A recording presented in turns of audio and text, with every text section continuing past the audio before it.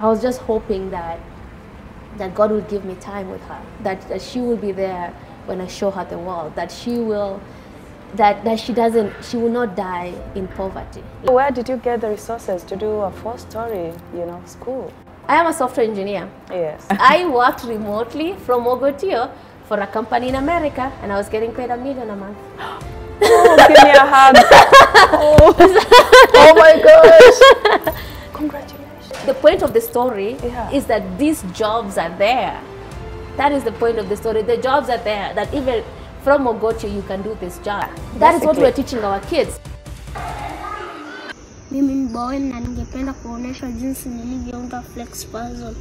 At only grade 5, Bowen, a pupil at a rural school in Mogotio, Kenya, already has a website, a TikTok account, sasa hiki ndio index page na nilitumia tag kuunda link, and can send emails, and now teaches his fellow kids about website development. Bowen, who aspires to be a software engineer, is just one of over 300 kids studying at Zawadi Yetu Primary School, built by the CNN Hero of the Year award recipient Nelly Cheboi. Nelly's dream is to see thousands of youths working remotely for multinational companies around the world.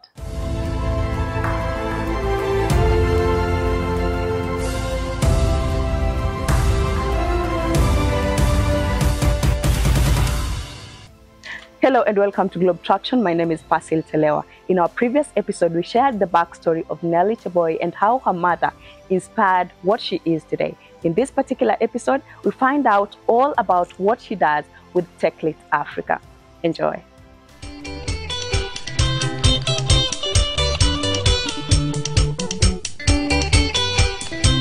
I don't know why Emily Chepchumba's song by Philip Yegon is still one of my all-time favorites. But damn, we just couldn't resist the dance. Nelly can really dance, don't you agree?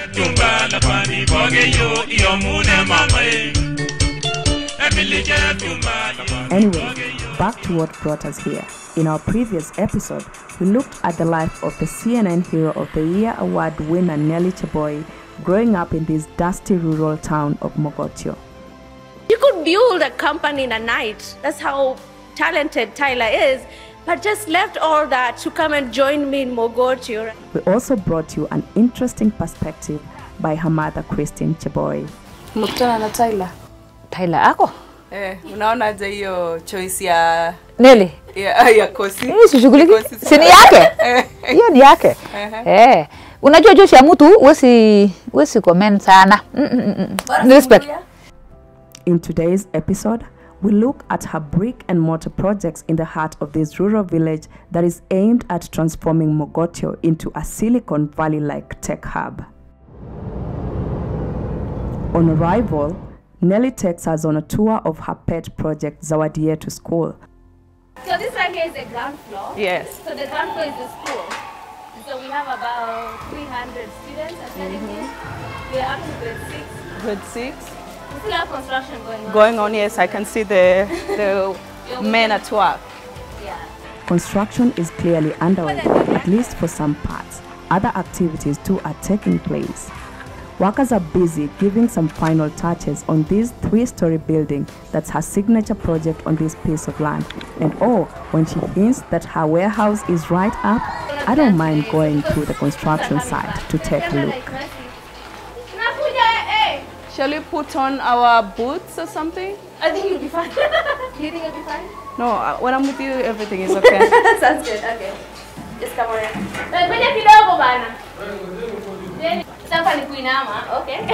Okay, great. Are you ready? I'm ready. Let's do this, girl. Oh my God. Be careful though.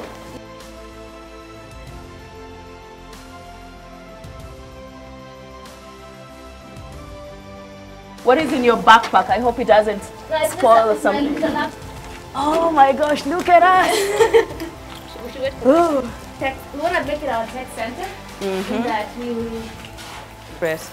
And I'm going to show you our warehouse. So this is our headquarters actually. You're showing me where everything is. I hope we are safe. Yeah. So right here. I'll show you this one. Great.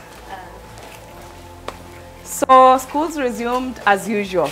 It resumed on Wednesday, so we're just like coming back. Do you have any class yet that is sitting the national exams this year? No. So this is we're 6th grade, yeah. So right now grade 6. Yeah. We started this school in 2016. Yes. So right now we're up to grade 6. Nice. The key works. I hope it does. I know. Is it for that padlock? I know it should be. One second. I can tell. Oh yeah. Looks like that. Yes. Perfect. Oh, thank you. You can open this for more lighting. I like what I'm seeing already. Yeah. Wow. So this is a Voila. This is an entire warehouse, literally. Yeah, this is where we refurbish our computers. This is where I could the funny thing, we don't have electricity here, so we use generators and solar. So these computers that are lying here, are they waiting to be refurbished?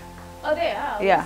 Or they are ready to be used? Yeah. So we've been installing, like, again, we're just coming back from the holidays, so we're installing. I can see some books too. Yeah. I can see some motorbikes. This is for the transport for the school workers or something? Sometimes our teachers have to ride the motorbikes to schools because like the schools are very interior. Oh, I see your branding right here. Yeah. Wow, this is amazing. Right, I'm going to try to have more lighting here. Is the lighting enough for you guys? Do you need more lighting? You do, right? Let me see what I can do. Just drop off the curtains. Let me be the one locking the door this time. Sounds good.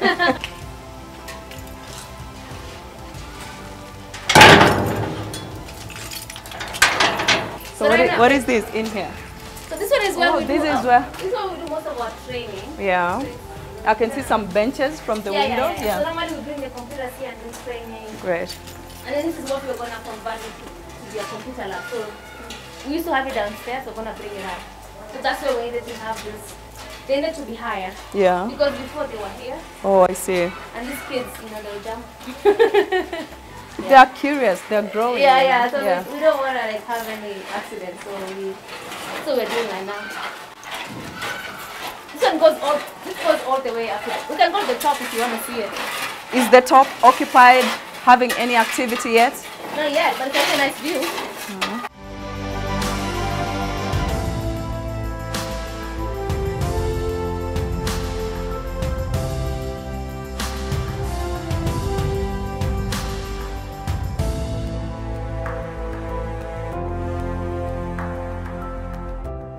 Afanye hivi mabata madogo wanalia. We get back down to witness a typical class in session with her sister Sharon Cheboi teaching. We walk in unfortunately to disrupt the learning and we are welcome regardless. These are yet to begin serious learning. They are only turning up to familiarize themselves with the school environment, she says. But what are those huge bags hanging on the wall? Don't they carry books? She laughs at me and I immediately fill in the gaps. Boo for ball. Beba mzigo na 1. And this one is number? This one is number? Number? Number? Judging by the numbers, the admission has performed pretty well. Perhaps it says a lot about the confidence the community is gradually gaining towards Nelly's project.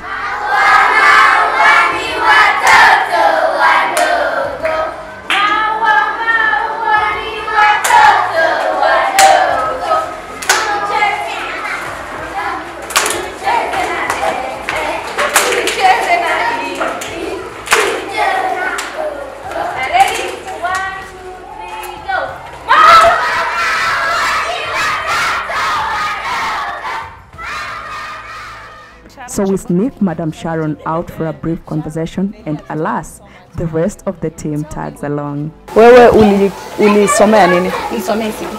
ECD. Now before Nelly told me you did all the work up from being the teacher to being the cook to being. Tell me how was that from the beginning? Tulifungua zawadi ndogo pale na kukuwa na mtu na Nelly akasema sasa nimeshamaliza kujenga, sina kazi nyingine saizi. Wewe ndio utafanya kuanzia hapo. Hapo nikaona hakuna otherwise madesa iko chochote kikubwa. Ndio nikachukua nikatafuta mama kama ile ya kujenga tukapanga kwa darasa, nikatafuta meza moja. Sasa nilikuwa nikikuja asubuhi na nisho nimeingia kitchen, baada darasa moja kwa kitchen, nipike uji, nipike lunch kila kitu, nikienrollingi watoto kwa ofisi, nikiingianga darasa. Sawa sawa, wenda kafundisha watoto. Wacha sisi tutembee tuone. Nelly recalls having Sharon as her main support during the project. We want when our kids graduate high school to be able to work remotely for companies all over the world. So I grew up in Mogotio. I went to Mogotio Primary. In Mogotio Primary, I really struggled. I grew up in poverty, like going to bed hungry, like going to school barefoot. That was my story, right? We didn't even have kerosene. So I used to go and study at a hospital veranda, you know, using the electricity until like late at night, which was not safe for a girl, right? But for me, I think what I saw poverty for what it was. I think like there's the lack of basic needs, but for me the hardest thing about poverty is the lack of upward mobility, it's the hopelessness. It's showing up every day, hustling, doing all you could just to have enough food so you can hustle tomorrow, right? How do people, like I don't understand how when you live like that, and I see that, when you live like that, how do you have the energy to keep doing that? And that is like what I keep thinking about, that's what I keep seeing. And so for me, like it was, first of all, it was manifested through my mom because I saw it in her, and now I see it all over my community. And so I was constantly thinking, what can I do? And so for me, it was like, I can work hard in school. Okay, I don't have kerosene. Okay, I'm gonna start at a veranda, right? And then I finished primary school. I was a top girl in Koiba Tech District. I went to a national school, Mary Hill Girls. And there, I struggled with tuition. My mom was at a kibanda, wanapika mandazi, like we didn't have money. So I was constantly sent home. And so on the road, like kwa matatu, kwa kibanda, like when I'm selling, I'm catching up on my notes because I was so far behind on my school. I'm catching up on the road, like, because that's like, for me, it was like, okay, yes, I cannot be in school, like I'm falling behind, I'm missing classes, but I can still do something. You're trying to make use of the available time. Yeah, right. And I got an A. I got an A with 2 points out of that. Cheers to that. This is how we toss it out a drink here. Congratulations. Right, yeah. It was so cool. Like, it was crazy. I think I replayed that moment when I found out that I got an A. Like, it was like, it was so, because I don't even have my clearing certificate, for example. I don't have my living certificate because I still owe money to that is how much, like I don't even have my high school papers. So, and then till now, as we speak, I need to go get them. yeah, but like for a while, like when I was graduating, and I was like, I had not clear tuition. I still owed a lot of money to the school, so I couldn't get my papers. And those days they used to retain the documents. Yeah, I remember. That's what they used to retain it. Yeah. So, and then when I got an A, like the whole of Mogotio heard about it. So then I was also like, oh, they're marketing. Because like what I've come to learn, and what I think I've learned along the way, is that simply because you deserve it, or simply because, it doesn't mean that you're gonna get it. Doesn't mean like, simply because you need a job, doesn't mean someone is gonna give you a job. And no one cares. Yeah, no one cares. So through Zawadi Africa, that's why I got the scholarship to go to America, yeah. And when I got there, I had work to do. I had responsibilities. My family was still living in like a shack. I'm looking at you getting an A. Did you know what you wanted to be? Did you know what you wanted to study, for instance? Yeah, since I was in class 2, I wanted to be a pilot. Great. And I just like, and the kind of person I am, I take a dream and I'm so driven, and I just, like even at like class 4, class 5, I kept asking for pilots. Like I was looking for a mentor, someone who can show me what being a pilot is like. And I actually went as far as finding someone who knew someone who was in the army. And in the army, they have aviation and they may know a pilot. Like that's how far I went. And I kept calling that guy, hey, do you know the guy who may know a pilot? Stuff like that. And so when and this is important because when I flew for the first time to America, I was like, yeah, not that, I don't want to be a pilot. Like the experience of flying. So, but how was it? It was just too long. You just like it was like an 18-hour something flight. Yeah, no, it was like 8 and 8, and then yeah, like the break in between. The food, and then it's just like you're like in a cube, and then a cube like a cone. It was just, for me, it wasn't. I realized it's not what I wanted to do, and it was extremely sad because I kept thinking about how I was looking for a mentor all my life, and getting an experience of what it would like to be a pilot.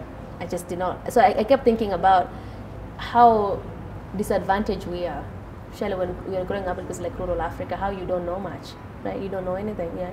Like when I got to America and I could work, so as a student you can get a job. Yes. I did not, there were not like, most of the jobs were gone because I came to America, like I came to school late, and so I got a job as a janitor, cleaning bathrooms, and I wake up at 6 a.m. until noon. We should go ashore. I already know how to clean toilets now, but because like, and I did that work like on Saturdays and Sundays when my my college mates were having fun, sleeping in. They went the night before. I had to go to bed early because I had an early morning to go clean bathrooms, right? And so, and that money, the all money that I got, I took that money, I came to Gikomba and I bought furniture and everything, and I moved my family out of. We grew up in a shack, like in a house that was like a slum, right? Yeah. Moved them into an apartment, and then I came up with an idea to build a school, right? We came up with an idea to build a school. At that time, was your family in still in Mogotio? They're all in Mogotio still. Oh yeah. We never left. We're all in Mogotio. Yeah. So and then I came up with an idea to build a school, and immediately my sister Chumba is like getting land and scouting and working with construction. My sister Memo is teaching in another school. Chumba. Yeah. Those are hardworking ladies. Memo is like teaching in a school, and so so for me, I'm thinking about like I just want to raise money to like build very tiny. The room, it's like a rental, like a bed sitter kind of. It was more like a rental. 4 rooms. I'm working in America to save that money. I'm sending home. Chumba is like over there fighting with Mafundis, like really like doing the investment and making it work. Yeah. And then at the end of 2015, the school is built very tiny. I have no money. Memoi comes in, anachukua mama wenye zimebaki, anazipanga, right? And I paint the wall with a blackboard because we can't even like do the adhesive blackboard, right? So amezipanga mamawe, ameweka magunia to wakae chini, amezunguka kwa hizo manyumba zote kuomba wanafunzi to start the school. Alikuwa cook, alikuwa na nini, alikuwa cook, alikuwa daycare, alikuwa mwalimu, alikuwa kila kitu, right? And even like buying the food, we didn't have any money to touch the school, but that's just how resourceful she was. Like how the 3 of us. That is just a beautiful story. That's what I'm saying. Like that's the thing, is like coming from like for us, it's like we are our mother's daughters. Like we are a testament of the woman that raised us. Yeah. Anyway. I'm sorry. It's amazing what women can do actually, and I've heard you've been with your mother all over the world. Yeah. You know, I don't know how she feels, but she must be very proud of you. We see you talk about your mom a lot. I believe there must be, you know, somebody that you once called or somebody you call a dad. Tell me about you and a father figure. I did not have one, no.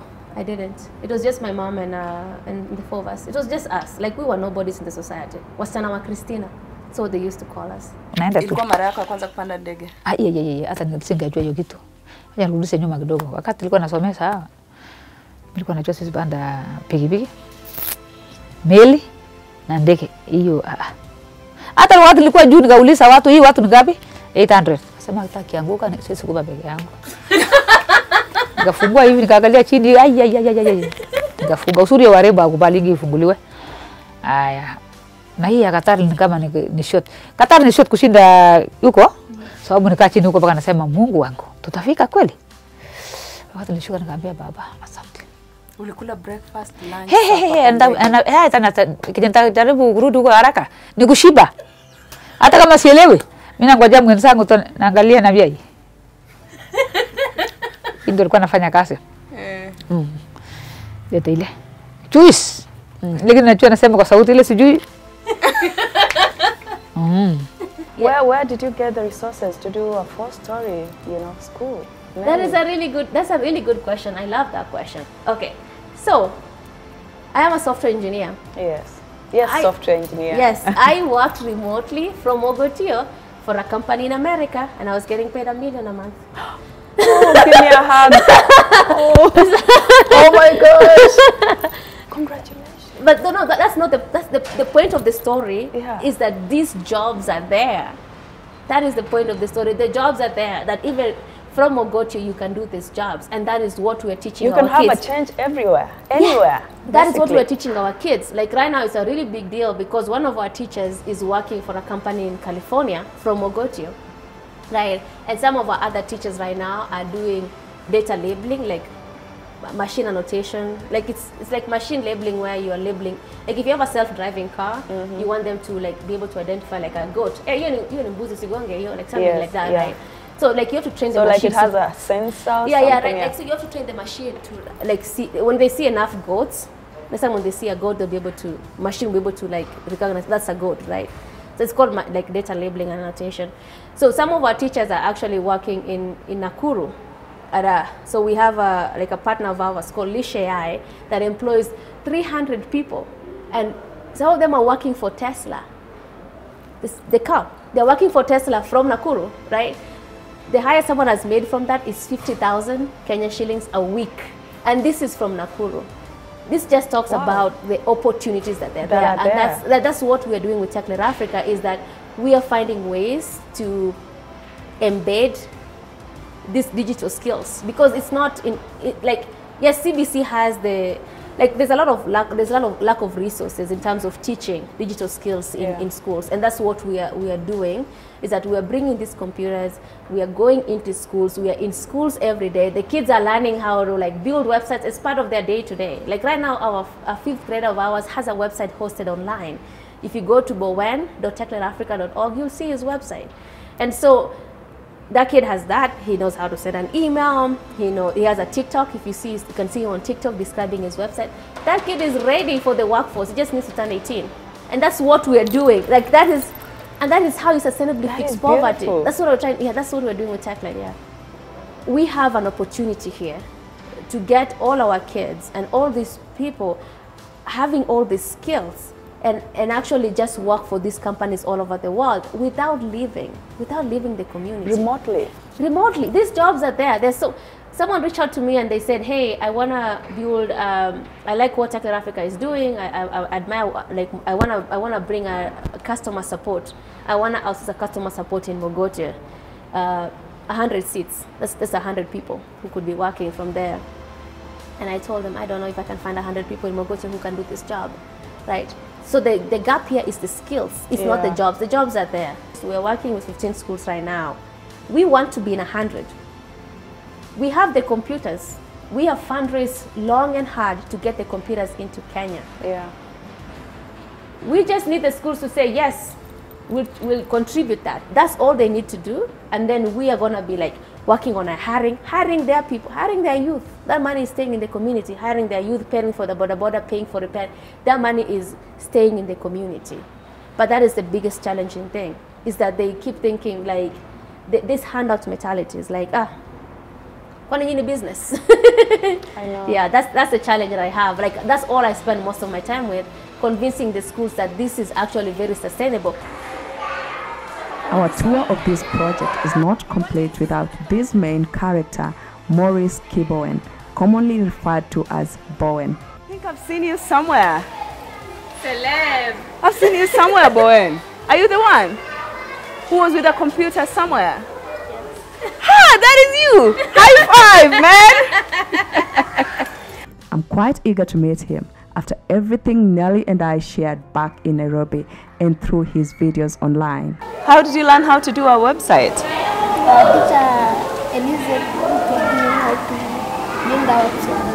And is computer something you like using? Yes. Do you like using the computer? Yes. What do you want to be when you grow up? I want to be a software engineer. You want to be a software engineer? You know what those people do? They bite people's ears like this. So that's what you want to do? Do you know what they do? Yes. What do they do?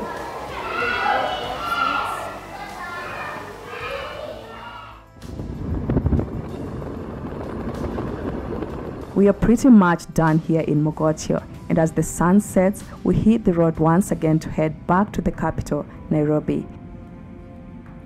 I hope you got some inspiration from today's story. Thank you so much for watching Globe Traktion, and hope we can catch up again next week, same time, same place. Remember, if you have a story you'd like to share with us, please write to us through globetraction@standardmedia.co.ke or DM us on our social media platforms at KTN News KE or at Globe Traktion. You can also give me a follow on my Facebook, Instagram, Twitter, YouTube and TikTok at Pasil Telewa for more of behind the scenes. But until then, I hope to catch up with you again soon. Bye-bye for now.